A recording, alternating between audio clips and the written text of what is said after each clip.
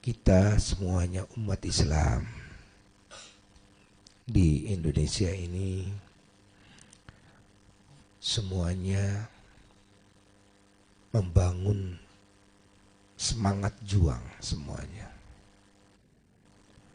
Wabil khusus para ulama, para santri semuanya. Di dalam satu mewujudkan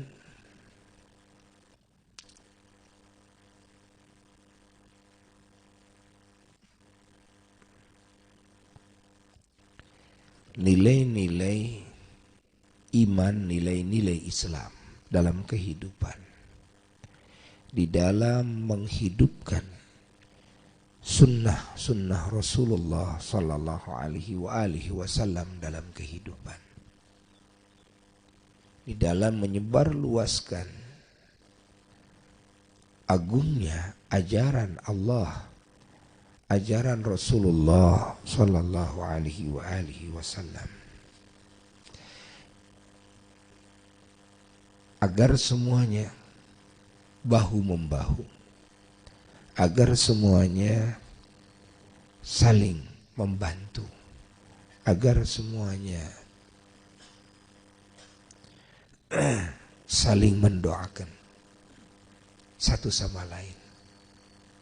Di antara para ulama, di antara para habaib, di antara para ulama dan habaib, dan juga dengan segenap umat Islam, dan juga agar semuanya terus bekerja sama dengan semua pihak, pihak pemerintah, pihak para tokoh-tokoh, dan mengajak semua saudara-saudara kita yang punya potensi di dalam perjuangan yang agung ini, dan agar kita semua menjaga apapun yang bisa memecah belah kita, menjaga pemikiran kita, menjaga ucapan kita dan sikap-sikap kita agar lebih hati-hati, terutama di dalam menggunakan media sosial. Harus lebih hati-hati. Jangan sampai punya pemikiran, jangan sampai ada ucapan dan tulisan, jangan sampai ada perbuatan yang berefek perpecahan di antara para ulama, di antara para habaib, ulama dan habaib, di antara para ulama dan umaro, hatta antara umaro dengan umaro, di antara para tokoh, di antara sesama muslim, bahkan di antara sesama bangsa Indonesia ini, walaupun dengan non muslim, jangan sampai ada perpecahan. Apapun yang mengakibatkan perpecahan agar dijaga betul-betul oleh kita. Apa saja. Jangan bikin statement-statement yang mengadu domba. Jangan percaya kepada berita-berita yang disebarluaskan oleh pihak-pihak yang mereka tidak membaca efek. Walaupun berita itu benar, tapi efeknya nanti akan berpecah. Efeknya nanti akan membangun permusuhan. Nah, maka kita harus cut berita-berita itu walaupun benar. Apalagi berita-berita itu masih harus ada proses tabayyun. Harus ada proses pengyakinan ya, tentang kebenaran berita-berita tersebut. Ingat, ya, ingat ketika kita masuk ke satu grup atau nomor kita dimasukkan oleh orang yang memasukkan ke grupnya, lalu di grup tersebut di sana ada pemikiran-pemikiran melalui tulisan-tulisan atau video-video yang ini memicu kepada perpecahan, memicu kepada permusuhan satu sama lain. Memicu kepada rusaknya akhlak. Jadi suudzon, jelek sangka, kan, kepada sesama. Nah, ini bukan penyelesaian, tapi ini justru pengerusakan. Ingat, ini bukan penyelesaian. Ingat. Kadang-kadang pikiran orang itu tidak sampai kepada natijah, buah, efek ujung daripada pemikiran itu akan mengakibatkan kepada permusuhan, akan mengakibatkan kepada perpecahan. Semakin dibesarkan, semakin berpecah, kan? Walaupun pemikiran-pemikiran tersebut ini mengatasnamakan Quran, mengatasnamakan sunnah. Karena tidak mungkin ada pemikiran yang mengatasnamakan ajaran Islam lalu berefek kepada memecah belah. Ini tidak mungkin. Kan? Berarti ada hal yang itu konteksnya di luar Quran dan sunnah yang mengakibatkan kepada perpecahan tersebut, mengakibatkan kepada memecah belah kesatuan persatuan, yang akibatnya jadi tidak nyaman dalam berhubungan, hilang keharmonisan, hilang rasa saling cinta mencintai, hilang rasa saling sayang menyayangi, sehingga tujuan daripada agama rahmatan lil alamin lenyap, kan? Yang tumbuh saling memusuhi, mana saling menyayangi, kan? At-tahabu, mana saling mencintai. Oke, umpamanya saya benci, saya menyebar ini karena dia itu salah. Apakah dengan cara itu bisa selesai? Ataukah justru akan menambah permasalahan baru? Yang salah umpamanya satu orang, tapi kamu mengajak jutaan orang melalui media sosial supaya suudzon, supaya bersikap tidak baik. Ini bukan membereskan masalah, tapi ini menambah permasalahan. Ingat, bagaimana mungkin dakwah kita bisa maju? Bagaimana mungkin kemaslahatan dunia yang dibangun oleh pemerintah ini juga bisa maju? Perekonomian tidak akan maju dengan cara seperti itu. Apakah tidak ada cara lain di dalam ajaran Allah dan Rasulullah SAW yang lebih soft, yang lebih luwes, ya, yang lebih terhormat, lebih terjaga? Ketika kita memberikan nasihat kepada yang lain, ketika kita amar ma'ruf nahi munkar, ketika kita mau meluruskan, kan, seseorang dari bengkoknya, ya, ketika kita mau membenahi pemikiran seseorang yang jelas salah pemikiran tersebut, atau kebijakan-kebijakan seseorang yang memang ini merugikan, tentu banyak cara. Banyak cara. Carilah cara yang terbaik, sehingga orang yang mendapatkan nasihat dari kita itu betul-betul merasa ternasihati, tidak tersinggung, sehingga tidak berefek juga kepada yang lainnya, yakni tidak ada efek negatif kepada yang lainnya. Urusan selesai. Ingat, dengan cara membuka aib orang, ketika niat kita mau menasihati seseorang, itu bukan cara yang benar di dalam ajaran Islam, tapi cara yang sangat buruk sekali. Ingat, untuk ekosistem menjadi hancur, lebur.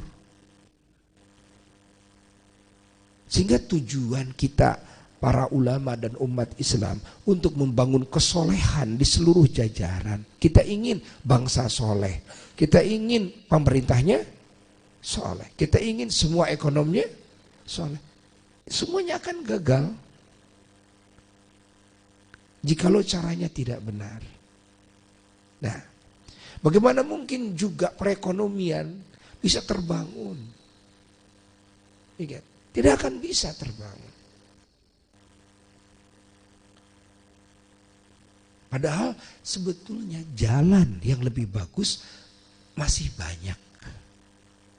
Minimal adalah kan? Jalan yang terbagus yang harus kita tempuh. Ya. Contoh diantaranya sekarang yang membahayakan.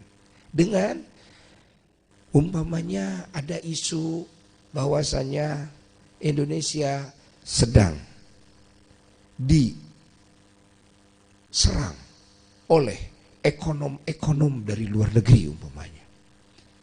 Sehingga perekonomian di Indonesia menjadi hancur karena perekonomian yang datang dibawa oleh para ekonom-ekonom besar dari luar negeri umpamanya. Ya. Sehingga berefek kepada ekonomi umat Islam juga hancur umpamanya. Nah, andai kata itu benar, dan itu kan terbuka. Karena perdagangan yang global sekarang.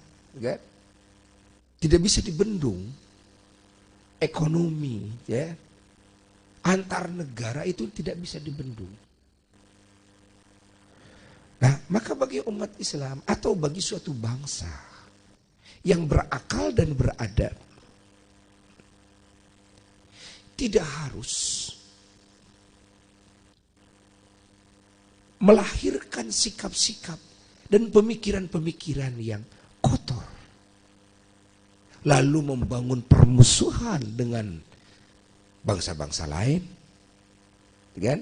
Membangun kebencian kepada ekonom-ekonom yang usaha dari negara-negara lain atau dari bangsa-bangsa lain. Lah, ini bentuk daripada cara yang salah yang akan mengakibatkan tumbuhnya akhlak yang tercela. Jadi suudzon, jadi memusuhi. Tidak. Islam tidak mengajarkan seperti itu. Allah dan Rasulullah SAW tidak mengajarkan seperti itu. Walaupun mereka non-muslim dari bangsa manapun juga, jikalau mereka usaha, lalu usahanya maju, dagang ke kita, itu kan? Satu, menurut syariat Islam boleh kita berjual beli, bermuamalah dengan non-muslim sekalipun. Dibolehkan. Itu kan? Yang kedua, tidak diperbolehkan ada dolim dan hasud kepada siapapun, hatta kepada non-muslim. Pahami? Iya kan, perekonomian yang lain itu mengakibatkan kepada perekonomian bangsa Indonesia, terutama umat Islam ini jadi hancur dengan perekonomian mereka. Sesungguhnya ini pemikiran yang salah.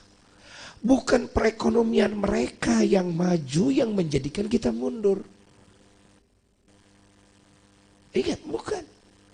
Tapi justru kita ini harus membenahi perekonomian kita. Kenapa umat Islam tidak membangun perekonomian umat Islam yang cantik? Ya. Apakah tidak bisa kita umat Islam, umpamanya komunitas muslim semuanya membangun perekonomian muslim? Diajak semuanya umat Islam agar bersama-sama membangun perekonomian muslim tanpa kita harus membenci mereka. Tanpa kita harus hasud kepada mereka. Biarlah mereka dagang, tapi kita juga punya perekonomian yang bagus sesama muslim. Kalau kita membeli umpamanya, utamakan kita membeli produk-produk dari sesama muslim. Ya.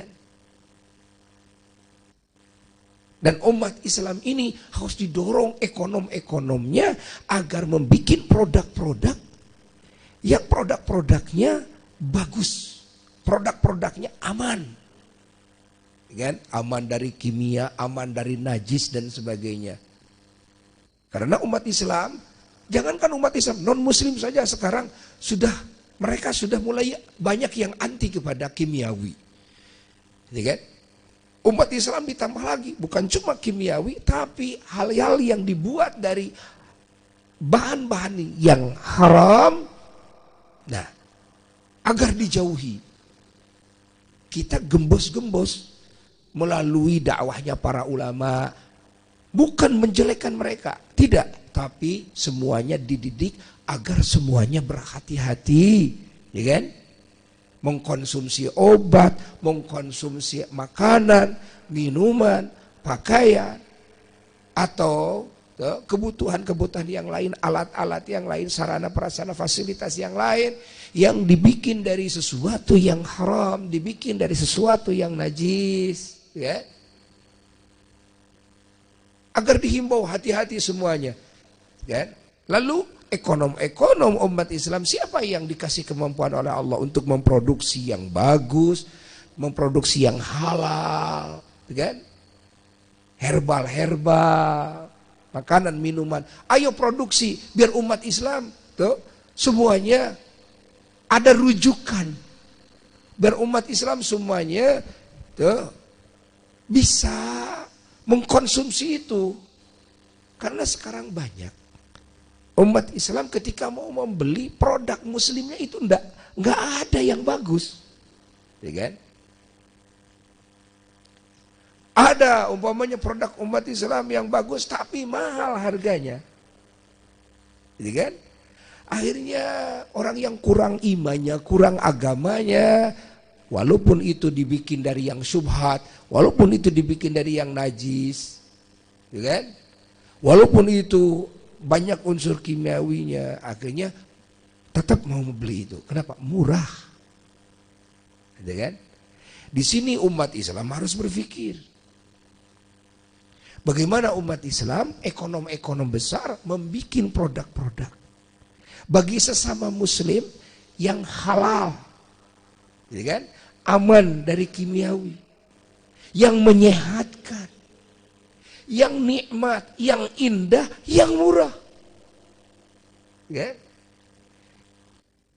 Gak usah kita sudon, gak usah kita membenci yang lain, biarkan itu dibolehkan. Hatta dalam syarak, silakan orang mau jualan apa saja. Tapi kita sesama umat Islam, dalam komunitas umat Islam, kan, mari, nah kita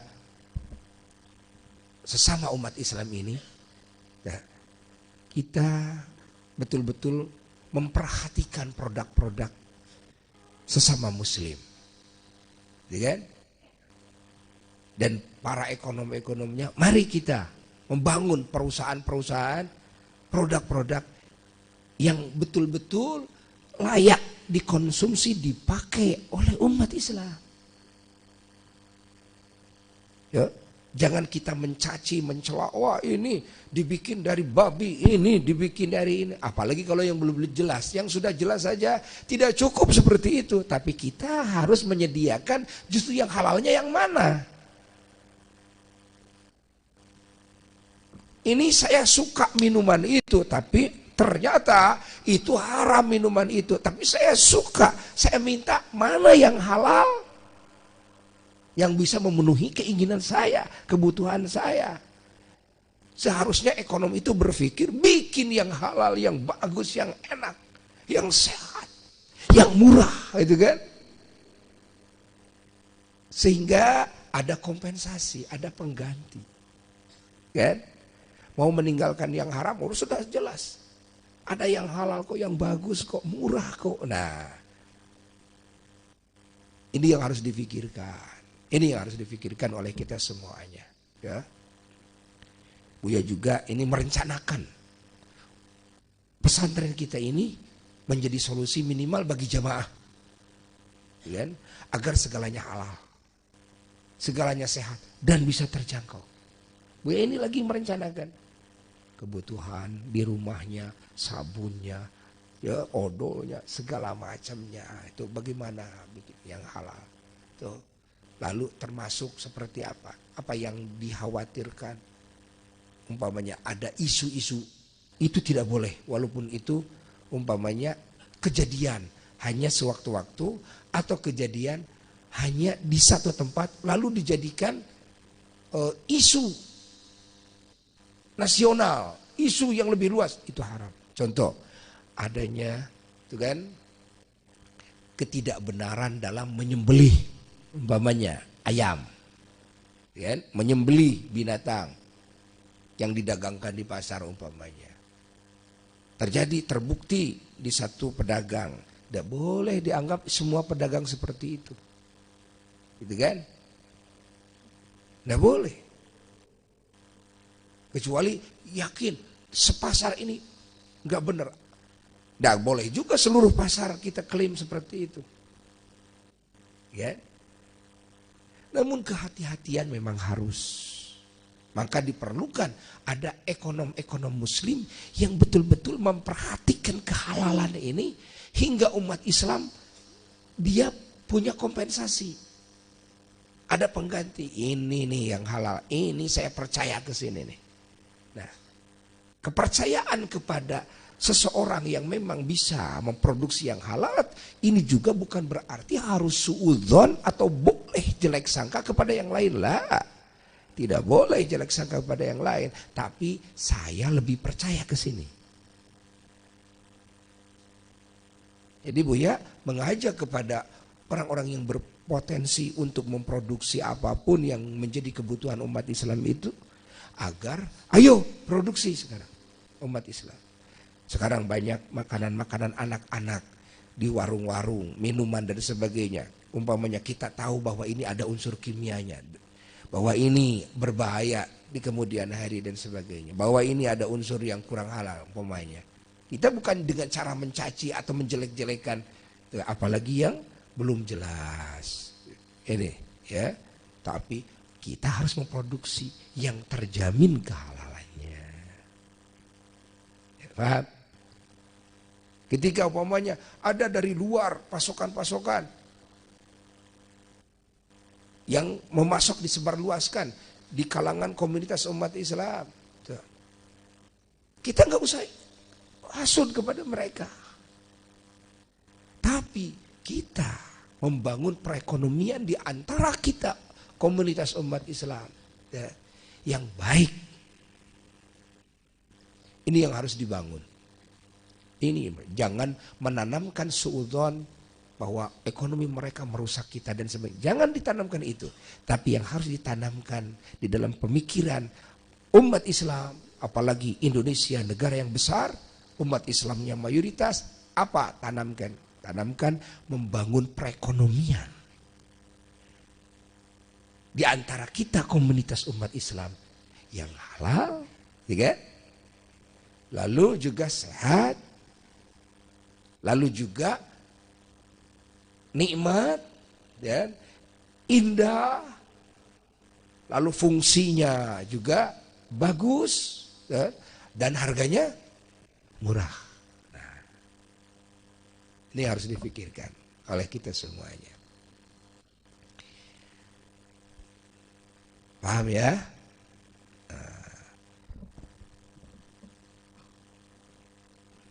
Jadi Al-Fakir berharap, tentu ini menjadi harapan orang-orang yang sehat pemikirannya, sehat hatinya, agar umat Islam ini maju. Makanya dengan adanya pergantian presiden, ya ini maksud pergantian ini sih walaupun orangnya sama,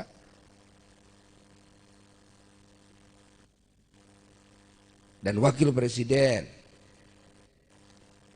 Al-Fakir mengajak kepada semuanya umat Islam pada khususnya, agar semuanya membangun semangat di dalam perjuangan. Dan yang pertama adalah berjuang di dalam membangun nilai-nilai iman, nilai-nilai Islam, menghidupkan sunnah Rasulullah Sallallahu Alaihi Wasallam, dan menyebarluaskan ilmu Allah seluas-luasnya, dan amar ma'ruf nahi munkar dengan sebaik-baiknya. Lalu agar umat Islam bersama-sama membangun kemaslahatan dunia kita umat Islam di tengah-tengah komunitas umat Islam, di kalangan komunitas umat Islam. Bagaimana membangun perekonomiannya, bagaimana membangun kesehatannya. Jangan sampai kita bergantung kepada pola sehat yang lain. Jangan. Kita banyak, kan? Pola sehat yang sesuai dengan ajaran Quran, yang sesuai dengan ajaran sunnah. Ini yang harus dikedepankan. Ini yang harus dikedepankan. Kita jangan ketergantungan dengan obat-obatan yang kita meragukannya. Tapi carilah obat-obatan yang memang jelas-jelas aman. Jelas-jelas aman. Jadi agar dari kecil terus dibina seperti itu. Menjauhi makanan minuman yang di dalamnya ada unsur kimiawi, ya. Apalagi yang remeng-remeng kehalalannya. Nah, sekarang umat Islam harus kembali kepada zaman dulu. Apa zaman dulu? Pola sehat, ya, pola makan minum yang sehat dalam hidup. Orang-orang dulu mengedepankan, ya, buah-buahan, sayur-sayuran, ya, yang asli dulu itu, asli tidak pakai unsur kimiawi, menanamnya saja asli, kan? Artinya coba umat Islam semuanya di Indonesia ini kembali belajar bercocok tanam. Tuh, walaupun hanya dengan pot-pot yang ada di rumah masing-masing. Coba tuh di sana untuk kebutuhan dapur ada, ya. Apalagi yang punya tanah yang agak luas. Coba buah-buahan kita nanam pisang yang kita suka, yang kita suka. Jadi kebiasaan, ya, leluhur kita tiru. Kita semuanya harus cinta bertani. Ditumbuhkan.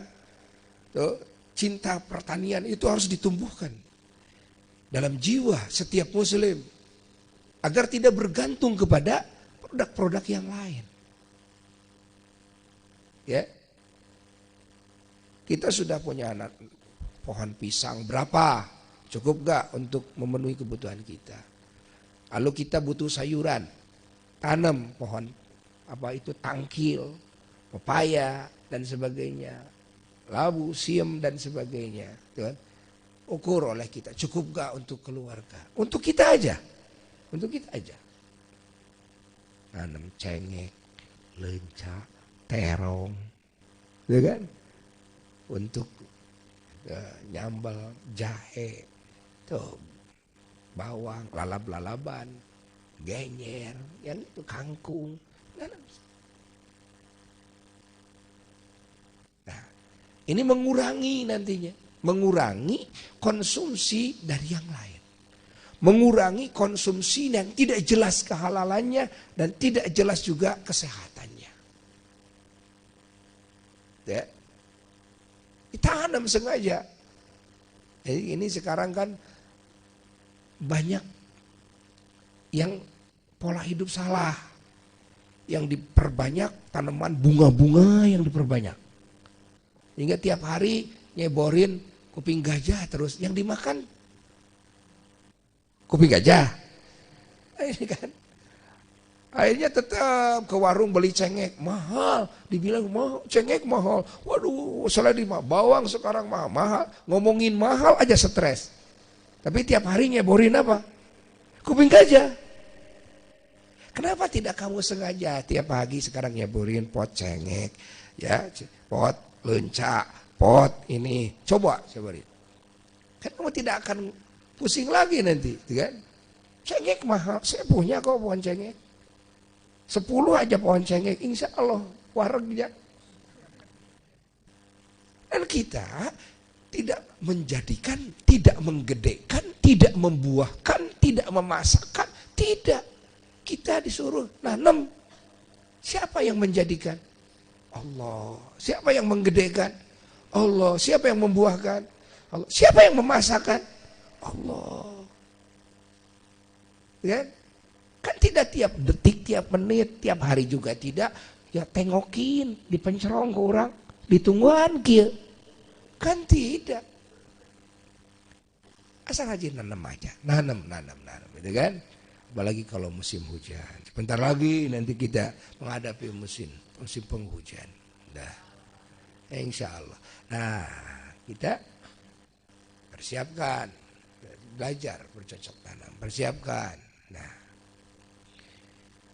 Allah, Allah, Allah, Allah, Allah, Allah, Allah, Allah.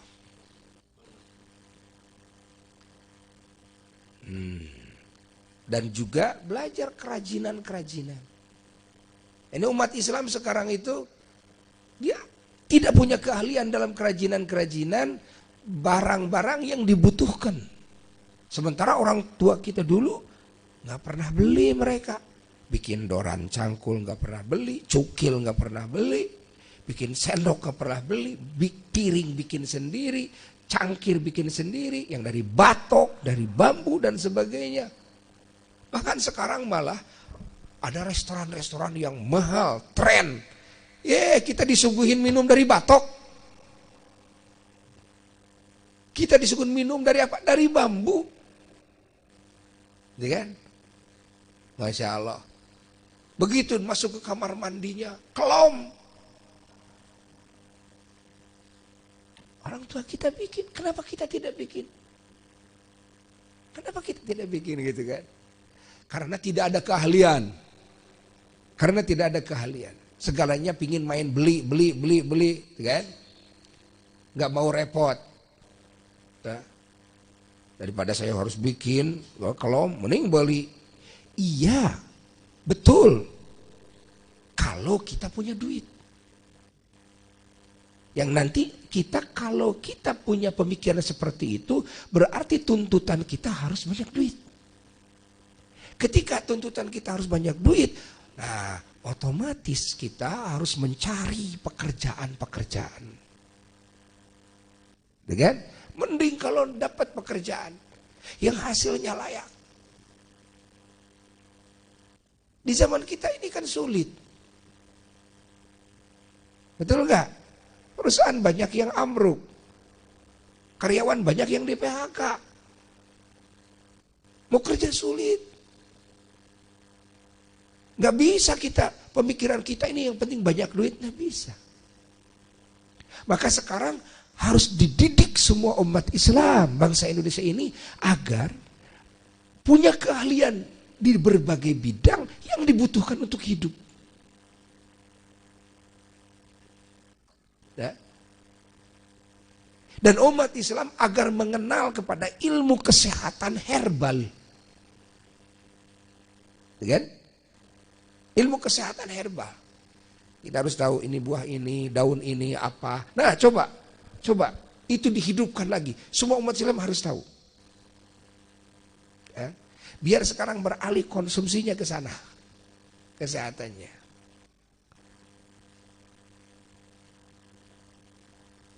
Ini yang harus terus ditumbuhkan di masyarakat umat Islam.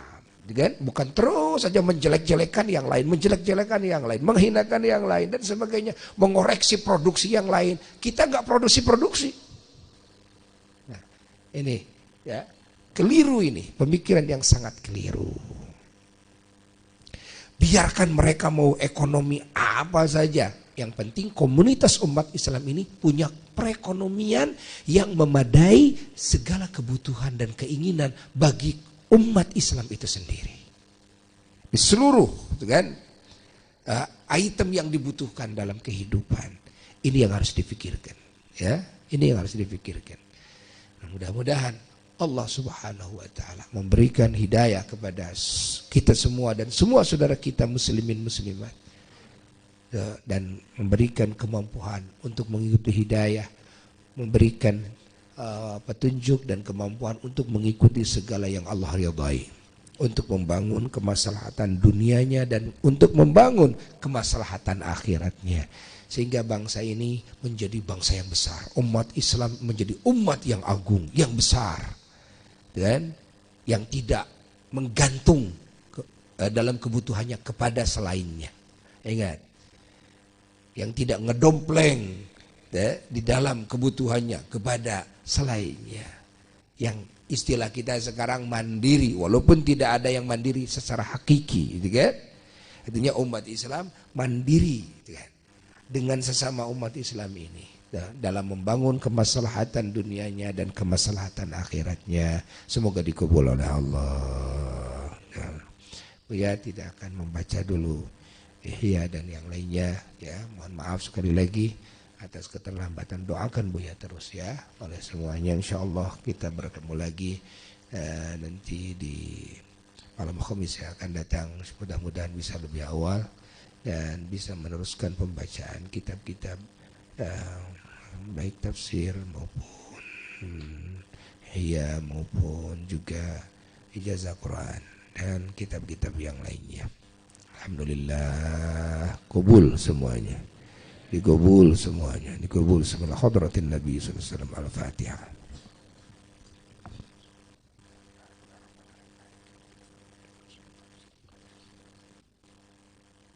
Assalamualaikum warahmatullahi